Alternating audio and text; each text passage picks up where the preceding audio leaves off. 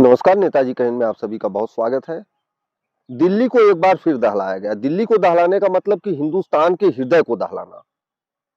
एक ऐसी दर्दनाक घटना निकल के सामने आई है सोमवार के शाम में। लाल किला के सामने एक गाड़ी के अंदर विस्फोटक रख के उसे ब्लास्ट कर दिया जाता है।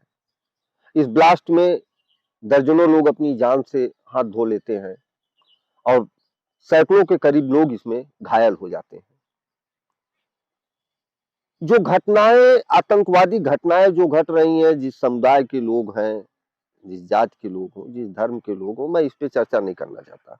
मेरे लिए चर्चा का सबसे महत्वपूर्ण विषय यह है, घटनाएं होती हैं। अभी पुलवामा में हुआ, पहलगाम में हुआ, यह घटनाएं होती हैं, इनकी जांच होती है और जांच के बाद क्या डिसीजन निकल के आता है, क्या निष्कर्ष निकल के आता है, ऐसा लगता है कुछ समझ में नहीं आ रहा है। परिणाम भी उतना ही जोरदार होना चाहिए, धमाका जितना जोरदार हो। अगर उन्होंने धमाका करके पूरे हिंदुस्तान को दहला दिया, पूरे हिंदुस्तान को हिला दिया, तो सजा भी इसी तरीके की होनी चाहिए, पूरी दुनिया दहल जाए, पूरा वर्ल्ड दहल जाए और दोबारा हिम्मत न करे। और इतनी भारी मात्रा में विस्फोटक किसी एक कंट्री से दूसरे कंट्री में आ जाना, यह भी कहीं ना कहीं प्रश्न चिन्ह लगाता है। भारी मात्रा में विस्फोटक आना, एक सरहद पार से दूसरे सरहद तक आना और दूसरे सरहद को पार करके दिल्ली जैसे हाई सिक्योरिटी सिटी शहर में, जहां की सिक्योरिटी टॉप ग्रेड की सिक्योरिटी है, वहां पे हमला करना, यह खुलेआम शासन को, प्रशासन को और देश को चुनौती है आतंकवादियों की कि मैं कहीं भी, कभी भी, किसी भी समय कोई भी हमला कर सकता हूं। अगर इसका समुचित जवाब देश द्वारा नहीं दिया गया ऐसे आतंकियों को, तो निश्चित तौर से उनका मनोबल बढ़ेगा, उनकी निरंकुशता बढ़ेगी। श्रद्धांजलि दे देना, मरने वालों को कुछ पैसा दे देना, घायलों को कुछ पैसा दे देना, इलाज करवा देना, इससे देश का मान सम्मान और स्वाभिमान नहीं बढ़ेगा। देश का मान सम्मान और स्वाभिमान तब बढ़ेगा जो तंत्र इस घटना को अंजाम दिया है उसको नस्ते नाबूद किया जाए। वो बार बार हमला करते हैं, हजार बार हमला करते हैं। हम लोग किस तरह से उस वृक्ष को काट रहे हैं कि वो बार बार पनप जा रहा है। हम कितनी छोटी चोट दे रहे हैं कि दोबारा से, तिबारा से उनकी हिम्मत पड़ती है हमारे देश में घुसने की। गवर्नमेंट चाहे जो रही हो, आतंकवादी हमला होता रहा है। आतंकवादी देश के अंदर घुस के हमारे होटलों को कभी गिरा देते हैं, कभी हमारे लाल किले पे हमला कर देते हैं, कभी हमारे संसद भवन पे हमला कर देते हैं। तो हमारी सिक्योरिटी जो है, हमारी सुरक्षा व्यवस्था जो है, इस पे प्रश्न चिन्ह लग सकता है। आज देश एक संकट के दौर से गुजर रहा है। देश में इतनी बड़ी आतंकवादी घटना हुई है, देश के हृदय पे हमला किया गया है और खुला चैलेंज किया गया है कि मैं तो ऐसे ही दगाऊंगा, आप रोक सकते हो तो रोक लो। जांच बैठी हुई है, जांच कमेटी बैठेगी, कुछ लोग पकड़े जाएंगे, पर वह मानसिकता कहां से पनप रही है कि देश को नुकसान पहुंचाया जाए, देश को क्षति पहुंचाई जाए। मेन जांच का विषय यह है।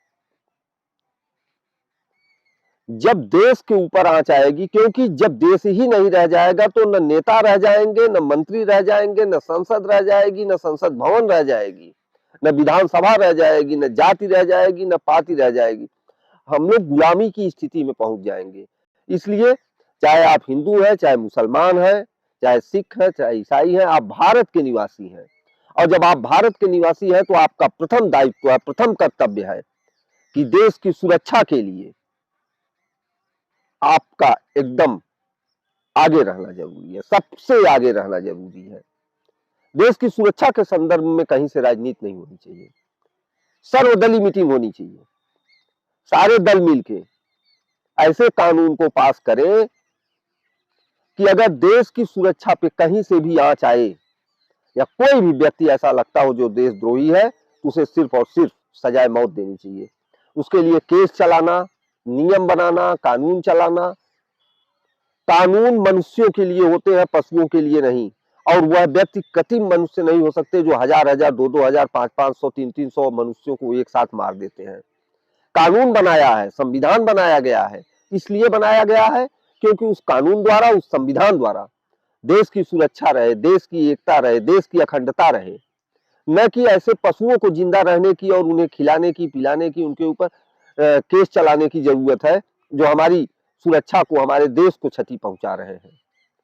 हमारे देश में होता क्या है, कोई अगर पकड़ा जाता है आतंकी, चाहे वो किसी भी धर्म का हो, किसी भी जाति का हो, तो केस चलती है, जांच होती है। अरे उस जांच की, उस केस की क्या जरूरत है, जब अंत में आप जान लेते हैं फला देश का रोल है, ढमका देश का रोल है।